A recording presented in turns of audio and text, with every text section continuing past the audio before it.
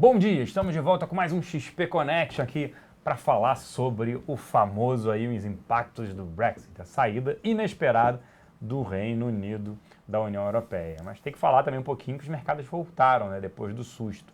Na sexta-feira e na segunda, eles já voltaram aí terça e quarta-feira já voltando para patamar aí mais, digamos assim, razoáveis, né, o que isso afeta. O Gustavo vai fazer a sua apresentação sobre isso, mas primeiramente, bom dia a você pela audiência. Bom dia, Ricardo Kim. Bom dia, Celso. Bom dia, pessoal. Isso aí, bastante coisa para conversar, né? Acho que é o nosso primeiro encontro depois do Brexit. A gente vai falar bastante. Aí o Gustavo também trouxe algumas coisas sobre o Banco Central também, que, querendo ou não, mexeram aqui com o dólar, ou ajudaram, pelo menos, e também nas impressões sobre inflação. Então, bastante coisa interessante para a gente conversar, mas antes de qualquer coisa, bom dia para todo mundo. Bom dia a todos, bom dia Kim, bom dia Celso. Tá tudo bem, tio? Tá tudo bem. Graças a Deus. Vamos lá então. Exatamente. Se quiser comentar um pouco dessa inesperada, acho por boa parte do mercado, a decisão do referendo dando vitória para o Brexit e não pela permanência do Reino Unido na União Europeia, para quem está totalmente por fora. O Reino Unido tinha a opção de permanecer com os acordos como membro da União Europeia, ocorreu uma consulta à sua população e a população decidiu que não quer renovar, que não acredita que é vantajoso para ela permanecer nas condições atuais. Então agora o Reino Unido ele tem, a partir do momento que eles convocarem o artigo, porque primeiro a população escolhe, depois o parlamento acata, e aí eles pedem para a Comissão Europeia para sair do bloco, ou pelo menos para renegociar sua posição. A partir desse momento eles teriam, em tese, 2 anos para fazer isso. Na medida que os 2 anos cheguem ao final, caso não tenha feito um acordo até lá, todos precisam aprovar a postergação para mais um prazo ainda, então isso pode acontecer, pode ser que não encerre nem 2 anos, pode ter uma negociação ainda mais extensa. Caso chegue até lá e nada seja acontecido, todos os acordos vão por ar, e aí eles entrariam e negociariam, fariam um negócio entre si, segundo as regras da OMC somente, perderiam todas as vantagens, tanto para um lado, tanto para o outro.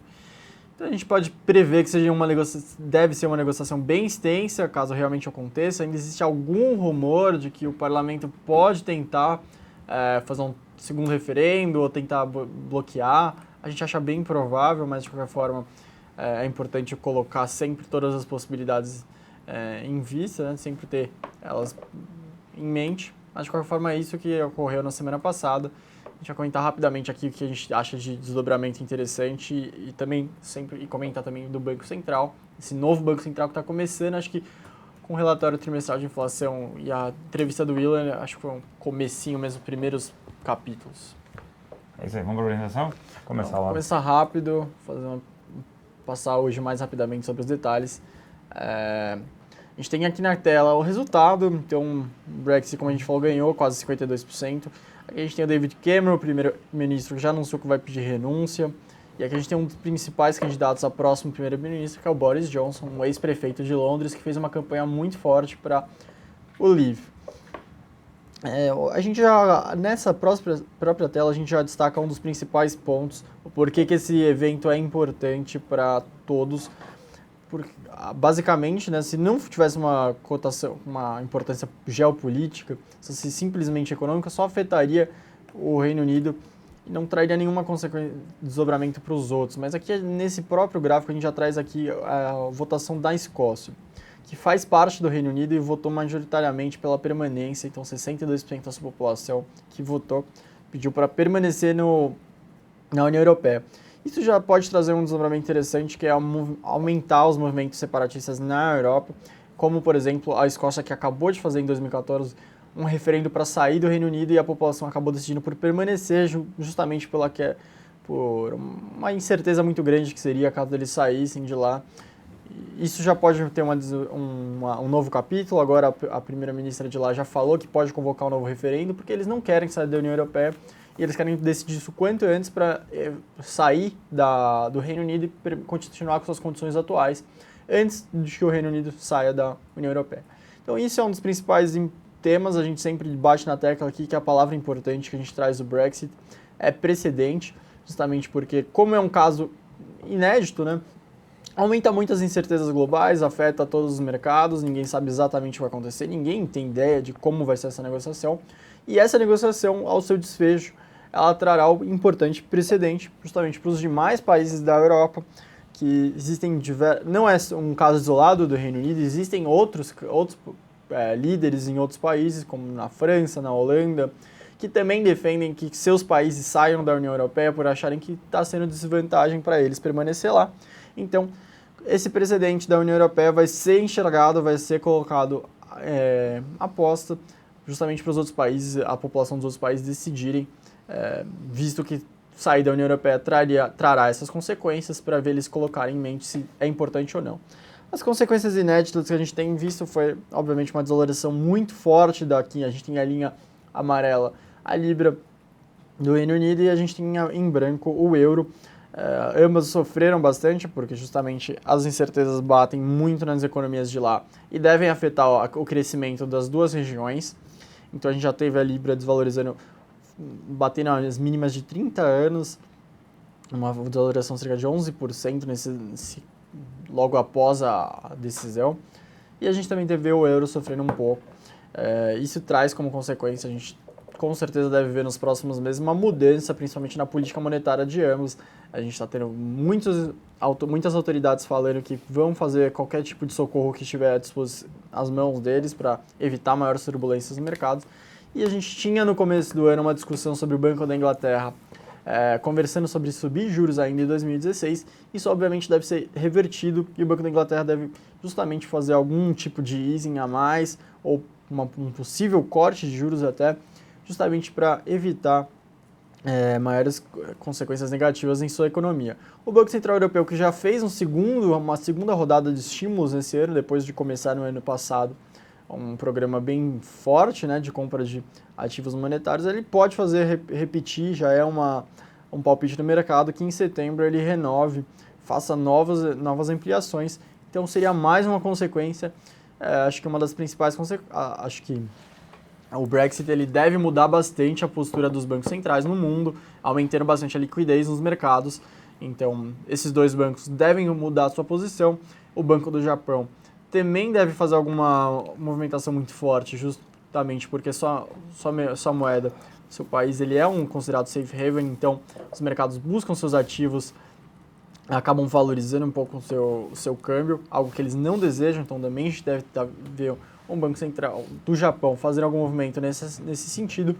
E na outra ponta, o principal Banco Central do mundo, o Fed.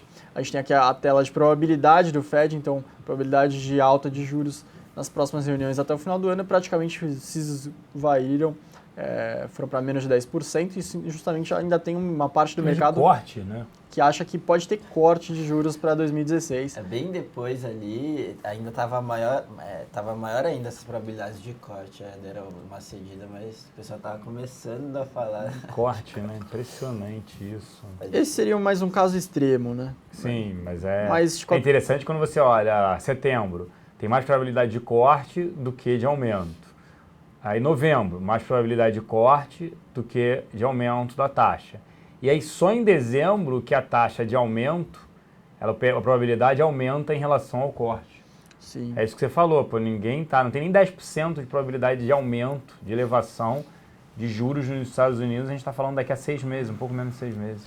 O impressionante é que a gente está falando agora aumento de juros de 2018 só. E aí as probabilidades também não estão quando você olha setembro, era 33% de setembro. Nem tem 50% assim, né? Você fala lá. Ainda mudou-se muito, né? O que mais afetou o Brexit foi isso, né? As expectativas de crescimento global. Todo mundo revisando PIBs, tanto da zona do euro quanto dos Estados Unidos, né? Para baixo. E isso acabou afetando aí. E aí se fala, né, até porque que é bom o Brexit para o Brasil, né? Quer dizer, não é que é bom, mas que não é tão ruim, porque é liquidez global, né? A liquidez global gera uma busca para ativos de maior risco, né? Eu estava vendo, pode jogar para cá, produção, por favor? Eu estava vendo, depois a gente volta à apresentação, eu estava vendo o Pobond, né, que é o Bund, né? É o Bond do título do governo alemão. Há 2 semanas atrás, chegou a bater e ficar negativo. É isso mesmo, se aplicasse dinheiro lá, você recebia menos. Voltou a ficar negativo no final da semana passada, início dessa. mostrando isso. Quer dizer, o mundo está líquido e aonde ele vai investir. E por aqui, com esses juros elevados, a discussão até do Banco Central, o discurso do Ilan, de trazer para o centro da meta ano que vem, provavelmente a redução de juros, que o Gustavo já vinha mencionando, depois até pergunto sobre isso, de 0,5% para esse ano, a projeção que a gente tem, né, de queda, vou até perguntar se você tem ainda essa visão depois, pode ser que não baixe juros por aqui. Fica atrativo, obviamente, esse fluxo de capital estrangeiro para cá. Esse era o próximo slide, só botar rapidamente. Aqui a gente tem coisa que a gente... As próximas reuniões em cinza, né? Aí do Banco Central Brasileiro, o Copom. Isso já com as probabilidades quanto o mercado acredita, né? O mercado ainda colocando como uma possível corte de juros mais para outubro, como a gente falava no começo do ano, que seria muito cedo. Na primeira reunião do Ilan agora em julho, mal sentou na cadeira, nem todos os membros que ele indicou para o Banco Central foram sabatinados, isso deve acontecer entre essa semana e a próxima. Então, se o Banco Central ainda nem está completo, digamos assim, seria algo muito, muito precipitado. E visto, a gente também tinha em mente que tem muitos acontecimentos importantes, como tinha o Brexit, também era muito cedo. O mesmo raciocínio a gente ainda tinha esse raciocínio para a segunda reunião. E aí sobrariam as 2 últimas reuniões do ano. A pressão para o Banco Central cortar juros do meio político está muito forte desde o começo do ano, né? Algo que a gente vê bem em jornais acontecendo o tempo todo. Mas de qualquer forma, só para postar aqui, o mercado ele praticamente acredita em um começo de corte de juros, algo entre as terceira e quarta reunião, e com certeza... Que aí data de setembro para outubro. E mais uma para o final do ano. Acho que é razoável pensar que o Banco Central poderia começar um ciclo de cortes de juros com 0,25 nessa penúltima reunião e mais 0,25 em dezembro. Algo mais forte que isso, acho que seria muito exagero. A gente tem aqui em seguida, finalizando a apresentação, a expectativa da inflação do Boletim Focus. Então a gente tem, a barra azul seria a expectativa do Focus no mês de fevereiro para os próximos 4 anos. Então, em fevereiro o mercado acreditava que a inflação seria em 7,5%. Em fevereiro o mercado acreditava que a inflação para 2017 seria 6%, para 2018 5,5% e para 2019 5%. Aí a gente vai mudando as barras, quanto que foi passando os meses, até chegar em atual, agora de junho. A gente vê que teve uma mudança bem forte, né? As expectativas inflacionárias. Para 2016, acho que foi nessa época que o mercado começou a colocar um corte de juros mais breve, digamos assim, para as próximas reuniões. Algo que a gente particularmente aqui na XP discordamos, a gente achou que tinha que estava uma visão equivocada. E o mercado voltou agora a subir sua expectativa, então, justamente conversando com o que a gente aguarda para a trajetória de Selic. E a gente tem 5,5 para o ano que vem também, né? Isso, para 2016, 2017, realmente, acho que já é uma vitória do Banco Central se ele chegar no patamar assim, embora o Ilan ontem falou que centro da meta é o que ele busca. É algo... Dá para chegar nos 4,5? O quanto que o dólar pode influenciar para essa inflação ir para 4,5? E o quanto você acha que o Banco Central não vai interferir nesse dólar aí? Está 3,20 e poucos hoje. Eu acho que o Banco Central, o Ilan já falou ontem que não vai ter uma postura intervencionista, né? Tanto para piso quanto para teto. Acredito que... Óbvio que em casos extremos eles vão fazer algumas intervenções, mas não vai ser igual o Banco Central do Tom Bini. Os estudos mais recentes que a gente tem visto, né, da FGV, entre outros, posta que o câmbio de equilíbrio estaria atualmente entre 3 e 3,30, então caminhando entre esse patamar, o Banco Central não teria muito por que fazer alguma intervenção, mas historicamente o Banco Central ele faz intervenções, mesmo quando o câmbio está abaixo ou acima do câmbio o Banco Central historicamente deixa o câmbio flutuar, mesmo quando ele está acima ou abaixo do câmbio de equilíbrio, então a gente deve ter nos próximos anos um Banco Central menos intervencionista, mesmo com isso. E a gente sempre falou isso aqui, né? Tem muita gente até perguntando, né? Mas o dólar, né, destrói um dólar mais baixo, destrói agora a nossa indústria de exportação. Eu sempre falei isso aqui. O que o governo prefere? Trazer a inflação para dentro, para a meta, olhando o ano que vem, ou que melhora a indústria de exportação? Você está melhorando um segmento, enquanto que um dólar menor, ele melhora a inflação como um todo, né, no Brasil. Então, obviamente que isso ajuda. Mais apresentação, a gente pode seguir aqui. com as Na perguntas. apresentação eu só ia mostrar que... Então mostra. Não precisa. Rapidinho, só falar que Mostra. pro final, só tá chegando em 2019, 2018, a inflação em 4,5%. Então, ainda é meio precipitado ainda, acho que a discussão de que estão falando, saiu hoje na Folha, falando que o Banco Central poderia, com a CMN, mudar... Conselho Monetário Nacional mudar o centro da meta para 4%, acho que... O que você diria disso? Isso é positivo ou não? Depende. É justamente o que a gente está vendo, a inflação está muito rígida. Obviamente, se ele mudasse, mesmo se entregasse 4,5% em 2018, ninguém ia reclamar. Todo mundo ia achar uma vitória, né? Porque Sim, ainda... acreditando nesse governo. E comparando com as economias aqui da América Latina, a nossa meta de inflação ainda é muito alta. A maioria das economias em volta tem 3%, 2,5%. Daria para fazer isso. É algo que o Armínio Fraga vislumbrou lá atrás. Algo que, quando era a época do Bevilacqua, quando o Banco Central, ele tentou forçar isso, né, quando a inflação estava em cerca de 4%, mas, infelizmente, o Guido Mantega, como ministro da Fazenda, achou que era exagerado. E, bom, a gente já sabe como terminou. Beleza, vamos para as perguntas aqui, né? Pessoal, aqui o Arnaldo falando, legal ver o time completo. Depois do anúncio de ontem do Ilan, vocês alteraram a avaliação de renda fixa, pré-inflação mais indicados, prazos curtos até 2 anos ou mais longos. Arnaldo, hoje, inclusive, a nossa reunião de alocação de 4, como já destacou o Gustavo antes de começar, começa às 4 da tarde, não tem hora para terminar, tem de ser extensa, muito porque a gente vai discutir sobre o Brexit e óbvio impactos aqui também em relação ao fala do Ilan, o quanto um banco central, né, menos intervencionista, para quanto pode o dólar, e aí a gente vai definir qual é o melhor instrumento para ter. O que a gente pode falar aqui nosso é que bolsa, a gente está vendo, a gente já vem destacando isso. A gente viu um relatório no início de junho, para quem é cliente, está no site da XP, falando que valia a pena ter. Se você tem um perfil moderado, agressivo e não tinha bolsa, não fazia sentido nenhum, né, Kim? A gente sempre debateu sobre isso, que era para ter bolsa. Às vezes pro bem e pro mal, o perfil não fica de acordo com a carteira, né? Tem aqueles investidores que se acham agressivos, mas são conservadores, aí colocam bolsa e sofrem uma queda ali na carteira, acham ruim.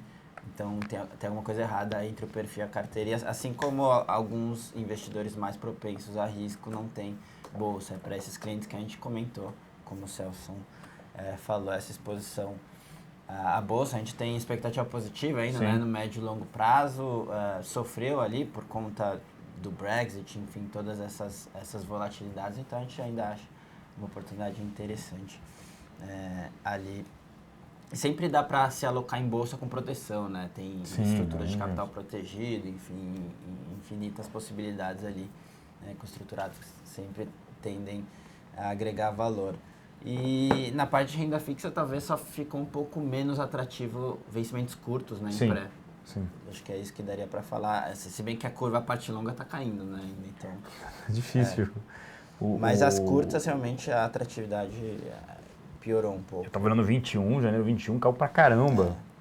Fechou pra caramba a curva nesse sentido. E a inflação permanece ali, uma NTNB ainda atrativa. É mesclar um pouco, multimercado. Mas a gente vai ter isso mais pra frente, é óbvio. Né? Vai ter acesso, quem é cliente da XP, ao relatório de alocação que sai na semana que vem, as nossas recomendações. Aqui a gente vai debater um pouco, mas quer ter acesso a esse relatório, esse tipo de informação, né, se torne cliente da XP. Vamos lá, tem pergunta aqui. Gustavo, com o relatório trimestral de inflação, o RTI, de ontem, e o IGPM de hoje, o mercado não deveria virar a mão e começar a apostar numa alta da Selic a médio prazo e não numa baixa? Boa pergunta da SMP. Acho que o mercado já está mudando essa expectativa de corte de juros. Antes eles acreditavam que seriam nas próximas 2. Acho que já está indo para o final do ano, né? Justamente porque a transmissão do Banco Central para a inflação demora cerca de 3 trimestres.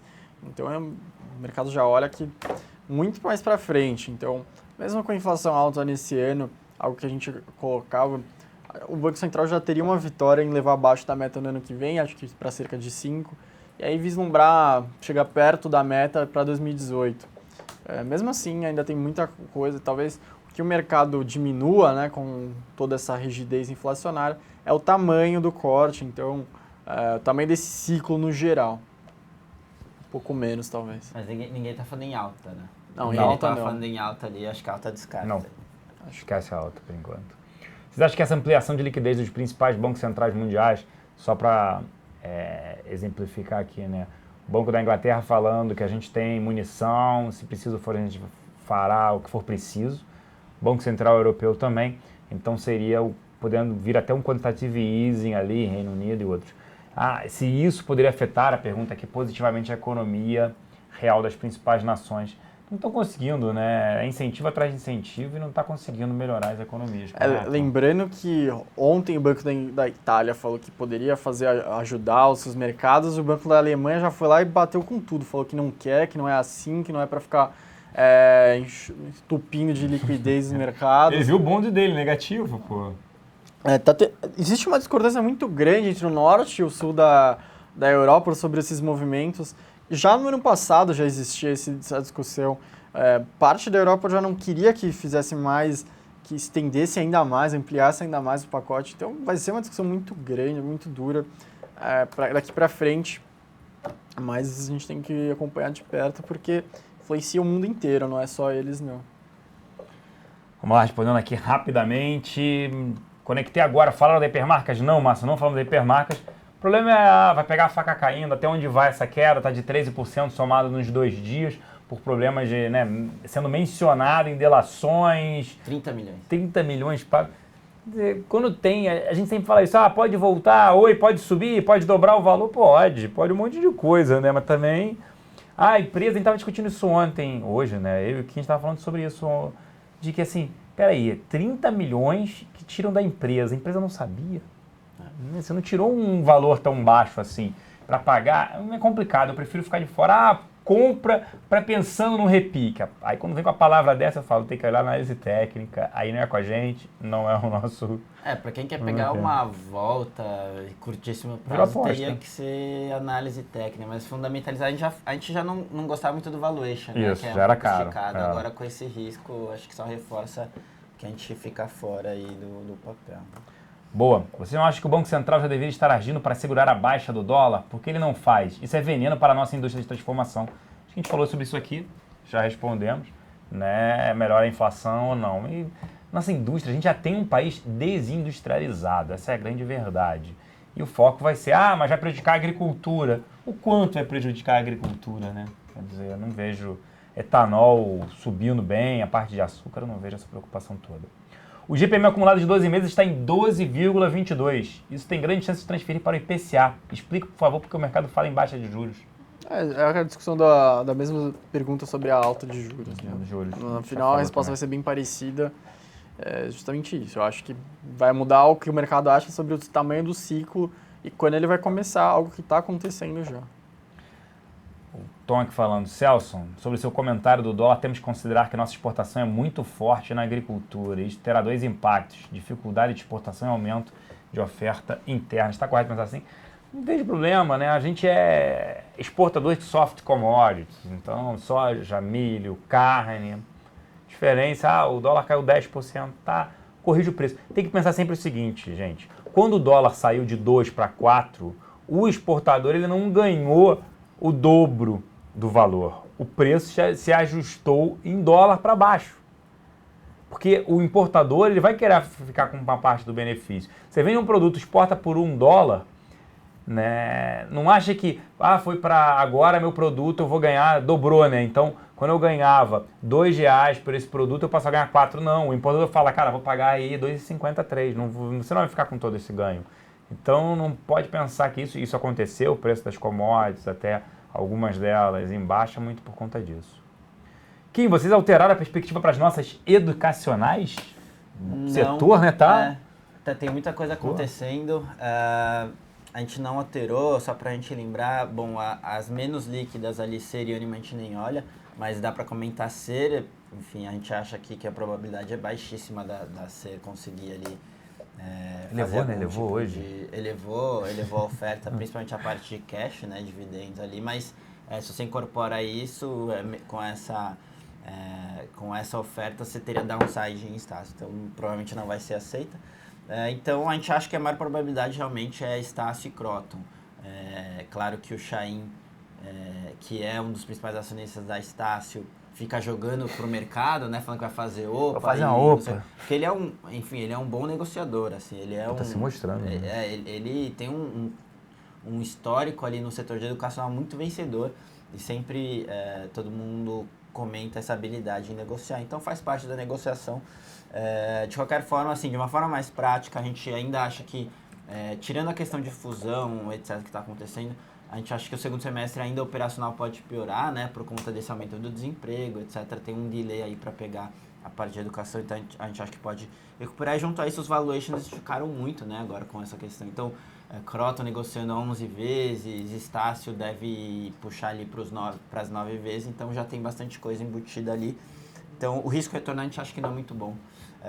Mas o que dá para dizer é que Estácio deve continuar performando num patamar alto, deve continuar sustentado ali por conta de todas essas ofertas, mas o risco retorno a gente não gosta muito não.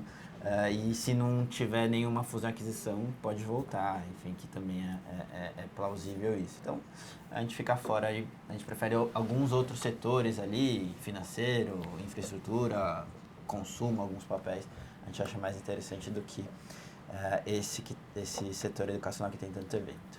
Celso Kim, daqui até o final de 2017, é mais provável o Bovespa bater primeiro nos 40 ou nos 60 mil pontos? Eu diria 60 mil. O que você acha, Kim? 60 mil também. A gente tem um relatório até sobre isso, vocês podem acessar, que a gente fala ali a maior probabilidade. Poderia voltar para 40 se a Dilma voltasse e aí gerasse um problema mesmo interno de não aprovar medida nenhuma. Hoje vimos o índice de desemprego que parou de cair. É aquele negócio que a gente vem falando, né, da queda. A queda chega um momento que você para de cair. Qual o impacto para os mercados, né? Eu não acho que acabou a queda ainda do índice de emprego. Boa. Acho que ainda vai cair um pouco mais. O que a gente viu no desemprego foi aumentando bastante a informalidade, destrinchando os números. O interessante foi que a população ocupada parou de cair. Isso é um pouquinho mais interessante, mas tive uma transição um pouco para mostrando aí sim a parte da crise, mas principalmente isso do emprego informal avançando. Boa. Perguntaram o que a gente acha em relação ao ouro. O ouro ele sobe quando você tem momentos de crise, né?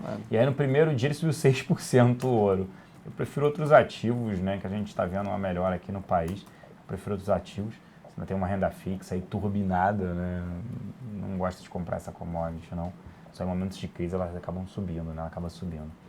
Vocês não acreditam que o Brasil tenha condições de fortalecer a sua indústria de transformação de tal forma a torná-la competitiva frente às principais nações do mundo?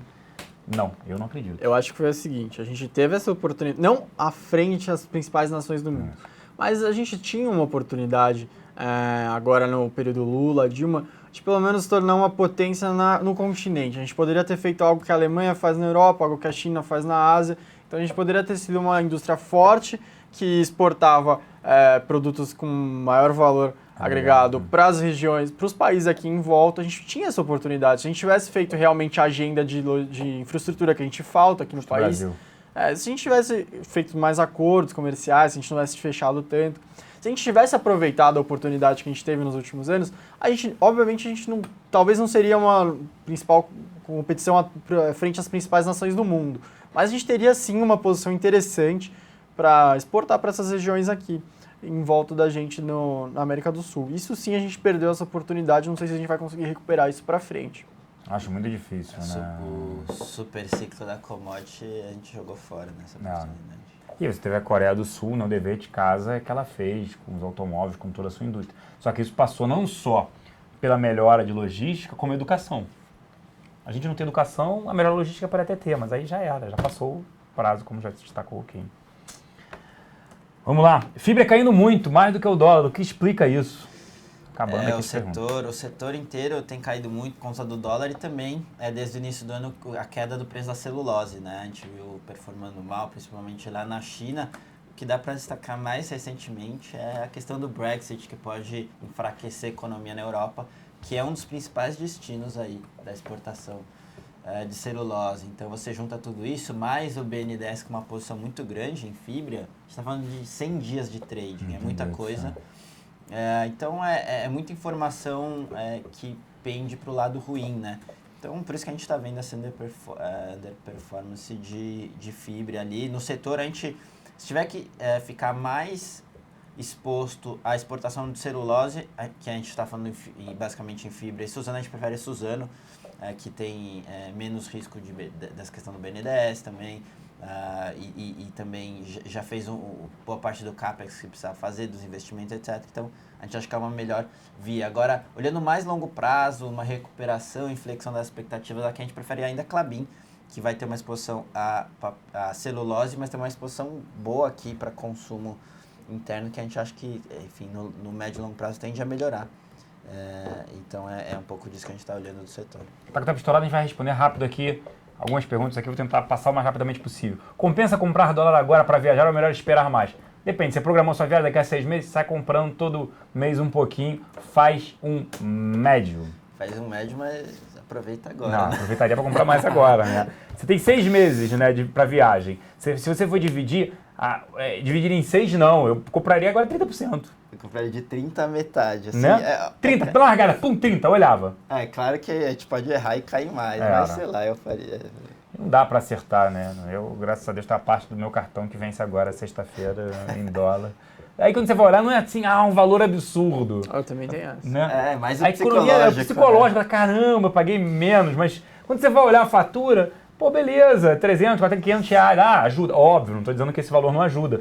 Mas eu psicológico fala, caramba, nem isso, nem isso. Depende tudo. do tipo de viagem que ele vai fazer. Aqui o cara vai levar horrores ali. 10 mil dólares, a diferença faz, com certeza. Tenho 2 meses para viagem. Compra, não, agora compra o que ele falou, 50%. 2 meses para viagem, compra 50%, né? Compraria 50%. A chance de explodir para baixo também é muito. Como é que é explodir para baixo? Como é que é explodir para baixo? Agora produção, me explica, explodir para baixo. O cérebro. A chance de queda forte, vamos lá, construir a frase direito, vamos lá. Não tem também educação, Speconect. Exato, a gente não vê nada assim, o que teria para acontecer, aconteceu, que é o Fed já mais postergando essa alta de juros.